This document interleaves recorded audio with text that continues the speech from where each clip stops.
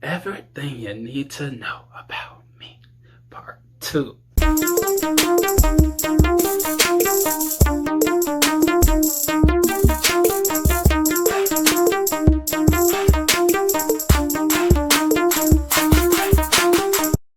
As you can see from the title, we're going to be checking out my testimony, my story. Man, it's been a long journey to get where I have been, where I am today. It's a long story, so buckle up. Thank you so much for all the support on that first video. Y'all really were showing love, so I appreciate you. God's good, God's great. Thank you for that.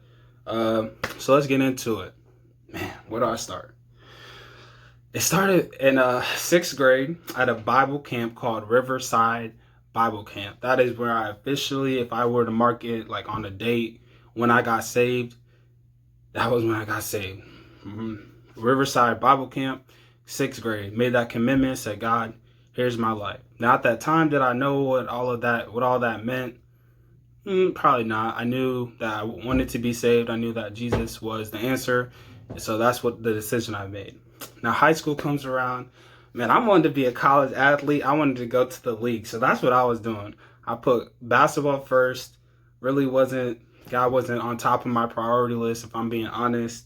And then, women. So that's what I was on all throughout high school, all throughout college, up until that point. So high school, did my thing at AAU. By the grace of God, I decided to play AAU for a local team here in Iowa. Did all right. Sophomore year, did great. 16U, I had a really phenomenal summer in Minnesota. Got hit up by Missouri State my 16U year, so junior year in high school. I was through the roof, man. I was like, oh, I got my first D1 look, was excited, went and told my mom. And I had told her I wanted to go to Kentucky. So you know what she said? She said, we're not settling for this. I'm like, okay.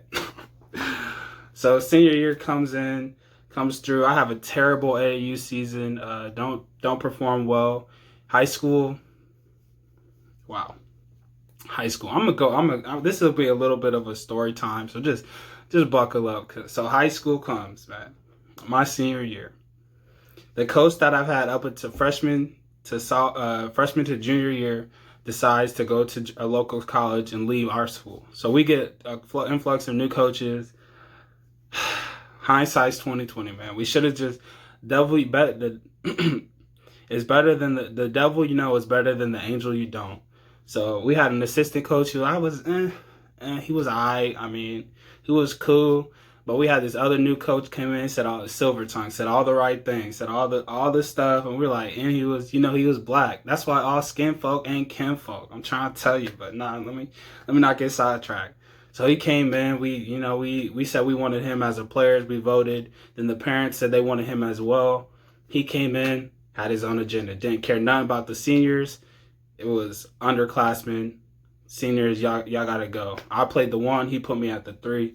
Senior year was a mess. I think we ended up still going 14-8. It wasn't crazy, wasn't great, but it wasn't terrible neither. Made it to, I think, the second round of the playoffs in our sub-state division. We didn't make it to state, so tragic. I go to freshman year. I go to college, still chasing the hoop dreams, just like LeBron. You feel me? Kyrie. Anyway, still chasing the hoop dreams, still trying to make it work. I go to college, it was a great school. I'm going to be honest. It was a great college. I went to Iowa Central. It was great. The coaches were great. I said I wasn't going to say school names. Yeah, that's all right. I'm not going to say bad things about it. But we went there. It was great. I went there my freshman year. It was great. I just listened to the wrong people. That's all I can say. I really thought I walked on, thought I was going to come in and start, thought I deserved to start. I didn't, but I did my thing. In the preseason, coaches were liking me. Hindsight, again, I should have just stayed there. But like I said, listened to the wrong people, decided to transfer. Went to a prep school. That was a great school. Quakerdale, that's where I went. Man, that school was phenomenal. It was from August to about January, February-ish. Did my thing there. Got looked at from South Dakota, Nebraska, Omaha. Who else was there? Mizzou. I reached out to Mizzou. They hit me up. Missouri State came back from high school. All these people had been in touch with me.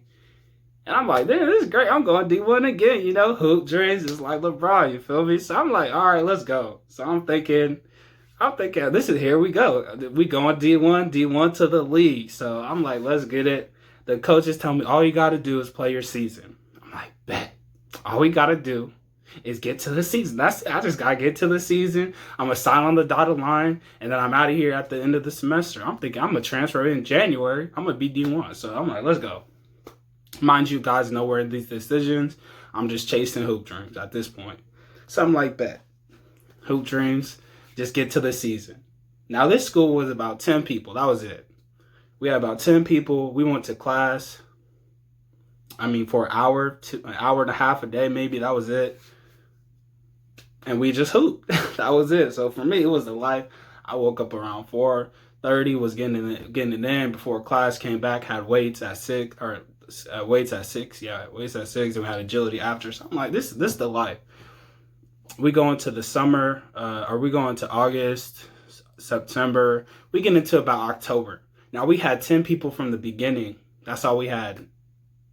We ended about with like 7. And now our coaches are like, by October, we have 7 guys. People keep coming and leaving for their own personal reasons. You know, it was high school. So I was the only freshman from a college. The rest were high school. So, they did whatever. They came and go. You know, I don't like the coach. I'm going to just dip. It is what it is. So we ended up with 7 people. Mind you, our season hasn't started yet. Our season's in November. This is October. We got 7 guys. I'm like, come on, just hold on. We got 7. Just hold on. I'm gonna get to October, November. November, we play our game. I'm gonna be straight. I'm gonna get my offer. I just gotta keep doing what I've been doing. That's it. November comes around. We play our first tournament. I do my thing. We were high schoolers, with me the only exception. Man, we was some hoopers though. We was being JUCOs all summer. We go into our first tournament, our first real game. Man, I think we go 1-2. It's been a long time. So I think we went 1-2. But I did my thing. My other teammates did our thing. We didn't get blown out, and that's what we expected, because we were playing D1 JUCOs. So we were just trying to hang in there. It was our first season, our first game. I'm like, all right, it is what it is. We get back to the crib. I'm leaving. I'm like, yo, what's going on, bro? Like, you can't stick with it. Like, what's going on? Bro, they want to leave. I'm like, hold up. We got this. So anyway, they leave. I'm like, all right, we got 5 people at this point. Our coach is like, what's going on? We got dudes quitting. What y'all want to do? Y'all want to stay and get 2 new people, or y'all want to go? I'm like, come on, y'all. Let's just stay. Let's just work it out. Let's get 2 more people, and we gonna be straight. They decide to hang it up. So I'm like, man. All right, so I go back to the crib. And now I'm at the crib. Mind you, God, nowhere in this decision. I'm like, God, what happened? Like, this is all I ever wanted. Still not consult him though. I'm like, all right, we still finna make this hoop dream work. Man, so I go back to the crib. Now I'm at the crib, don't got nothing to do. So I'm like, dang. I start emailing coaches. My old coach from Quaker, he's like, hey, what can we do? We know you had this. We're trying to get you to school. So I'm like, bet. I'm going to just go back JUCO. I'm going to go back where I came. Mind you, we had been beating JUCOs all summer. So they're like, people knew our name. And so I reached out. People are like, oh, y'all shut down? I'm like, yeah. They're like, okay, well, we got you next semester. I'm like, bet. I'm like, say less. Say less. I'm there. So I hit up a couple coaches, a couple schools that reached out. They're like, just wait till next semester. We got you. So I'm like, all right, what my mom found to do? She's like, all right, just enroll to a local community college here. Get your credits out the way until next semester. I'm like, all right, bet. January comes around. Dudes ain't hitting me up. I'm like, I'm calling people like, hey, what's good? They're like, hey, JC, about that. Cricket, bro. It's cricket. It's quiet. I'm like, dang. So I just enrolled to another semester at DMAC. I'm like, all right, now we finna get to work. So I'm emailing people. I'm taking visits. I'm going to Chicago to exposure camps. I'm doing all these different things. I'm like, I'm finna make it. So I go to Chicago. Met a couple people out there, did my thing, got some foot. Bro, I tried to get film footage of the thing, bro. They tried to tax me 125. What's going on, bro? Like, everybody at this exposure camp trying to make it out. That's crazy, but that's another topic for another day. Anyway, so I'm reaching out. I ended up finding this dude on Twitter. One of my best friends hit me up, told me to reach out to this guy. Dude, oh man. Dude ended up being a scam, but he did get me to New Mexico where I went for community college. A D1 JUCO. I was one of the only transfers in that wasn't D1. So I think we had about maybe 2 or 3 people that weren't D1. The rest came in from D1 universities, mid to high major. This is where the story gets crazy. Now, I'm not going to say the people's names. I'm not going to say what school I went to in New Mexico. But this school was crazy. Now, I come into the school, right? Guys know where on my mind. I've been in a relationship for, I think, the past... going into this was about 4 or 5 months, maybe. Mind you, guys, still not on the forefront of my mind. Still not on the forefront of my mind. Still doing stuff I had no business. So I'm in a relationship, you know, we doing whatever. So mind you, I go into the school. Now I'm in New Mexico. I'm like, all right, bet. I'm gonna make it do what it do. Now, here's where I started messing up already. I just told you I had D1 looks already. I could play at that level. But I get there and immediately I'm second guessing myself. I'm like, man, all right, these dudes is big time. I'm coming in. It's playing scary. Playing straight up scary. I'm like, man, what's going on? I'm turning over the ball. I play point guard. I'm scared to bring the ball up the court. I'm looking scary. I'm like, yo, what's going on? The next week goes by. I start getting acclimated. I start meeting the players. Things start going good. And I start balling. All right, now I had a terrible first week. The second week, I come in, start hooping. I start killing. So I think one scrimmage we had, went 8 for 8 from the 3-point line. Didn't miss a single shot the whole game. That was in front of we had D1 coaches coming in out the wazoo, man. We had 15, 20 every practice. We were scrimmaging every night. People coming in, they were like, oh man, we like your game, whatnot, all this stuff. I'm like, great. This is phenomenal. This is great. This is great. He's great, man. Gee whiz. So I started doing my thing. And then I get injured. Now, my coach, I'm not finna badmouth nobody, man, but I get injured. How it happens, one way or the other, I get hurt. Now, the training people did not believe me that I was hurt, and they forced me to play. My arm was messed up. I went up for a layup, got pushed out the air. My arm ended up being, to this day, I don't know what happened to it, but I can't fully extend it, lock it out. Still can't do it. It's something stopping it. So that's what I was going through at that time. The coaches didn't believe me. The physical trainers thought I was just being a wimp. So they're like, JC, why aren't you performing? What are you doing? I'm like, bro, I'm hurt. I can't lift my arm. I literally could not lift my arm up to shoot a shot. I literally had to pass one-handed, shoot left-handed, drive left-handed. Helped my left hand a lot, but I really couldn't do anything with my right at all. And so first semester, I didn't play at all. The coaches was on me, on my head the whole semester because they wanted me to play like I was before I got hurt. But like I said, I just couldn't. I just couldn't. My arm was literally, I think it probably ended up being fractured. All first semester, I literally couldn't play. I couldn't shoot. It was just bad. It was just all bad. It was all bad. And coach called me to his office one time after one of our scrimmages. It was like, hey, JC, what are you doing? I'm like, what do you mean? He's like, you've been playing terrible. You're bad. This is bad. You're not doing X, Y, Z. I'm like, all right. What can I do to work on it? Bro, he just ignored my question. I said, what can I do to work on it? He said, JC, I got all these coaches calling me, blah, blah, blah, blah. You being da-da-da-da. I'm telling them you're uncoachable. I'm telling them you're not a good team player. And I'm telling them not to come watch you no more. I'm like, yo, for real? For real? What? So I'm sitting there all right, now I need to protect my interests. Now I'm like, all right, what can I do?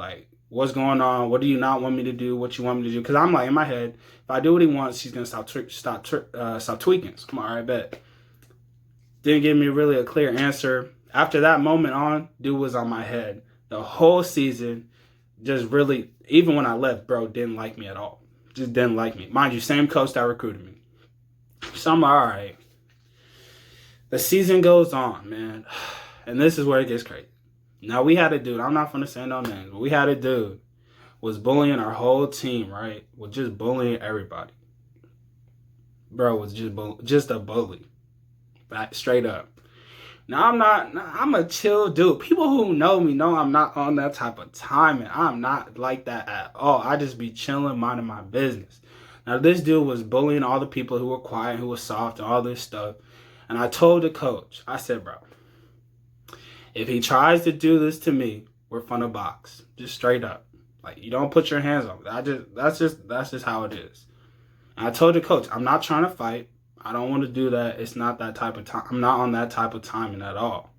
I'm just not. One thing comes to another. Dude comes to my room. I'm not going to get into the details. Maybe I will another time. This could be part of I don't know, I could share how you overcome opposition. I actually just did a sermon on that for the student ministry, so I could go into more detail another time, but not going to do that right now. Dude comes in my room. We end up fighting because I'm just trying to get to my testimony. So we end up fighting. Coaches end up making it look like this dude was a bully. Straight up. He comes to my room. We end up doing all this stuff. Ends up sneaking me. We end up fighting. I end up beating him up, whatever. So that happens. And the coaches is pissed because this is like our star player or whatever from a big time university, whatever. And he's our star player. So the coaches goes around telling everybody, oh, these dudes just beefing. They just don't like each other from different sets. Like, bro, different set? What? I'm like, bro. Dude was tweaking, bro. He's had a whole story. Man, I'm not gonna get into it, but had that situation happen. So from after that, bro, I didn't see the court. I didn't see the court the whole year. We ended up having 7 people. Everybody got kicked off the team. We had 7 people. Still wasn't seeing the court. So I'm like, all right, shoot. It got bad. So I just ended up leaving that situation because I wasn't playing. I think we made it to like March. We wasn't making the playoffs. I'm like, I'm out of here, bro. Like, this thing is too toxic. So I ended up leaving. It was a terrible situation. I come back home. Now that's where I gotta be a little careful. I come back home. I'm at a school named Simpson College, man. Now, mind you, I've been around D1 players. I've been playing at a certain level, just a certain level of expectations when you're playing basketball. And when you come to a D3, it's just not the same level of intensity. It is what it is. In D1, you get a scholarship to play. JUCO, you're competing, you're fighting for that next level, that next spot. D3, that's not there. You know, there's no scholarships to play. People coming in late after practice for work. So it's just a different atmosphere. It's just a different atmosphere. I'm still trying to get hoop dreams, though. I'm still hoop dreams just like LeBron, you feel me? Just hoop dreams just like LeBron, you feel me? So that's what I'm on still. I'm like D3 to the league. I think I even tweeted it. D3 to the league. We still making it. We still here. No. No, I think I got moved to the 3. It just wasn't for me, man. I'm not a 3 type player. I'm not a catch and shoot. I'm a point guard, so it just didn't work out. I ain't got nothing bad to say. I love being on the team. You know, as a player, I wouldn't like it, but as a person, the people were phenomenal. The teammates were great. The coaching were great people. I just didn't see eye to eye. It just wasn't for me. But mind you, I'm still trying to go to the league. So this was from where I was with Quakerdale to New Mexico to now. I'm like at rock bottom. I think I don't even end up playing. I think I started the first couple games at Simpson. I didn't end up playing at all. It was here and there sporadically. Had one good game. I think I dropped 20. And then, didn't play after that. And then I was just going through some things, man. So around this time, my relationship had ended. And I was just going through it. I'm going to just be honest, bro. Like, up until this point, I had bad coping skills, coping mechanisms. I was terrible. If I was sad, I don't want to go to practice. I'm gonna play me. I'm gonna do what I want. I'm not gonna listen to nobody. So that's just the mindset I had coming into practice some days.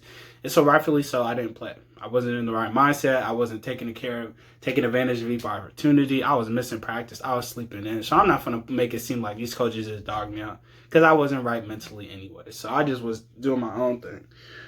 But what God used this story used me to realize in this situation helped me realize what was going wrong. So around this time, I had recently got out of a relationship, that didn't work out. So I was just heartbroken, and I was just not in this. I was at D3. Like, for me, that was just like the worst situation. Nothing against D3 people, but from where I came from with D1 offers to being at D3 was completely not where I thought I would be. So I'm like, damn, I'm at rock bottom. I'm single. I lost my girl, and now I'm at D3 riding the bench. Riding the bench. I'm like, what's going on, man? What's going on? So I'm asking God. I'm like, bro, what's to it, man? What are you trying to tell me? So he just was like, hey, I took down all your idols, so now you ain't got nothing. I'm like, I ain't got nothing. You right, I ain't got nothing. And so he just showed me that I had basketball as my idol, and I had women as like my second idol of what I was chasing. So for me, it was D3 to the league. That's what I was trying to do. That's where I was trying to go. And I really didn't consult God either way. If I wanted to date somebody, I would date them. If I wanted to do something with them, I would do something with them. And I wasn't really living my life to give him glory.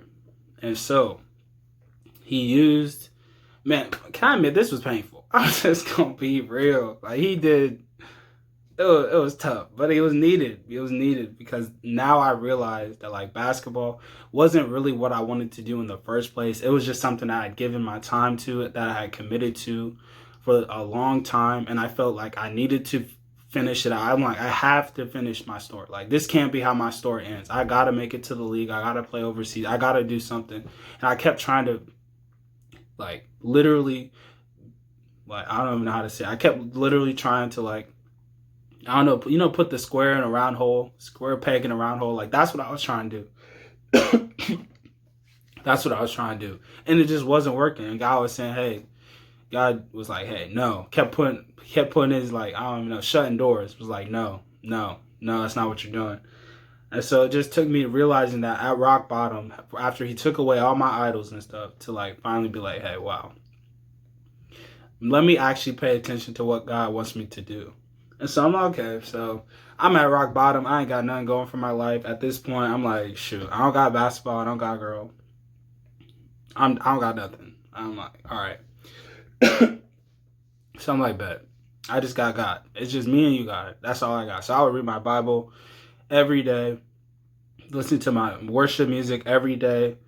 Still got no clue what I'm doing with my life. I'm a junior in college, majoring in business management and finance. That's not what I want to do. That's just something I was interested in. So I'm like, all right. God needs to figure this out because I don't know what I'm doing. I don't know what I'm doing at all. So praying, asking what he wants me to do, watching sermons, Michael Todd, TD Jakes.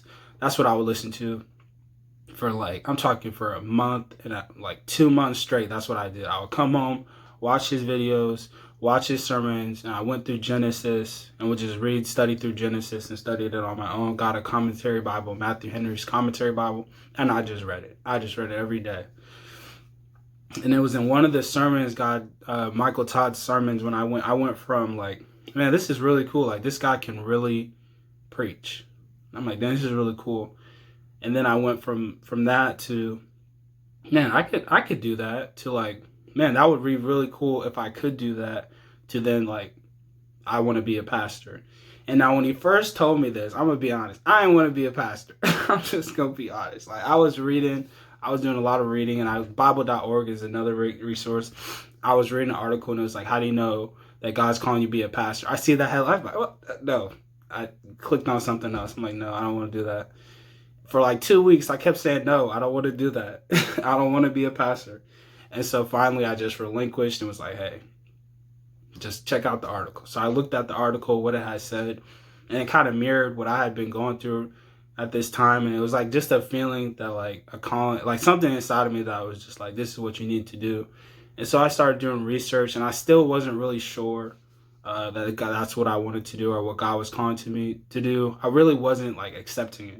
And, like, I knew in my heart that's what I was supposed to do, but I just didn't accept it. And so I had a school project to come up with a business idea or do some type of service, and ended up doing a podcast for that school, for that assignment. And my friend suggested that I talk about God because I like God. So I started Finding Common Ground podcast. Through that, I got a lot of positive feedback from it that helped a lot of people. And through that, God helped confirm that that's what indeed what he wants me to do with my life. And so now I did that. And so now I'm like, okay, I have my calling. I have you want me to be a pastor? What does that look like? And even from then, this was last year. So even then, it wasn't still clear. All I did was that's what I wanted to pursue. And that's what he was calling me to. And I had my podcast, but that was it. I'm like, all right, well, I still got to finish school. Do you want me to like transfer to seminary? What do you want me to do? And so this summer, God just helped me realize that, like, no, be a good steward of what you have. So finish out your semester. And then I got an internship at my church. Shout out to my pastor, man. He is Michael Hurst, man. If he's watching this, God is using you. You are phenomenal. And God has used you to impact my life more than you know and set me on this trajectory. So thank you for your obedience because, man, he has helped me out. He's been a part of my life for forever. So God used him to help confirm to me what I was doing. He was giving a sermon and he said, I asked God if JC was the one, Jeremiah was the one. He said, look at his initials, JC, Jesus Christ. Now, I'm not saying I'm Jesus or nothing, but that's just what God used to confirm to him if I was indeed the one who was to take up his mantle and be a successor. Now, that was a side story. We ended up merging, so that didn't happen. But that was just something God used to confirm in me what he was already saying back in January. So I'm like, man, this is phenomenal. Okay, so here we go. I'm here. I'm accepting what God wants me to do. And that's kind of what I'm doing today. So I got an internship at my church, Hope Elam. I'm a students ministry coordinator. I work with the middle school, high school, and I also do college stuff. And I teach an apologetics club on campus at Simpson. Just trying to bring people together, try to bring people the word, and just kind of be a good steward of the season that I'm in. Obviously, I'm not a pastor. I'm not at a church or anything. I'm not even at seminary yet. But God has put me in position to be a good steward and be a good shepherd over the little things that I have. So I have friend groups and stuff like that, Bible studies, things of that nature. And so, yeah, that's kind of how got to where I am today. It's a crazy story. There's a lot more stories I have, but that's kind of like the summed up version. It hasn't been great by no means, and is my life perfect? But it's a phenomenal feeling knowing that you're in the spot that God wants you to have, and that you're on the right path. And so for anyone watching this, I just want you to know that like God does have a plan for you, but try focusing on your season that you're in rather than your overall purpose. Because sometimes when you're thinking about your purpose, it can get overwhelming. You don't know which direction you need to go. And so focus on what God has you doing right now in this moment. And through that process, you'll be able to see more clearly what God's purpose is for your life as you're being obedient in your season. And that's it for today's this video, guys. Thank you for tuning in. Please like, share, and subscribe. Man, that just helps. It just helps the kid out. So, and I'm just trying to do God's will for my life. And so if you understand that, definitely support. If not, that's all right. God takes care of me.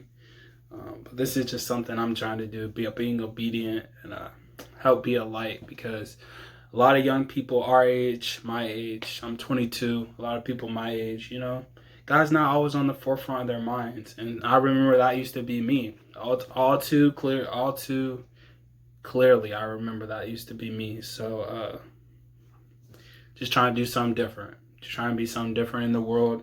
Trying to show that there is a way to do it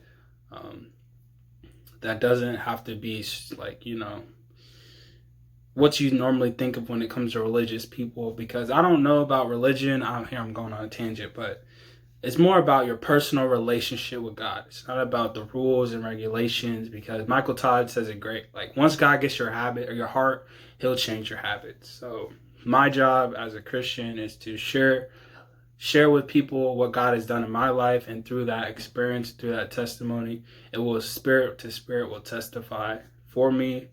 And so that's what it's all about. That's what this channel is all about. That's what I was trying to do. So if you enjoy this testimony, if you enjoy the stories, like, share, subscribe with your friends. Go ahead and comment below what was your favorite part, because I know it was a little crazy. If you enjoyed this story, I got plenty of more stories, so let me know if you want me to share some more, because there's plenty more where that came from. So, yeah, I'll catch you guys later. Peace.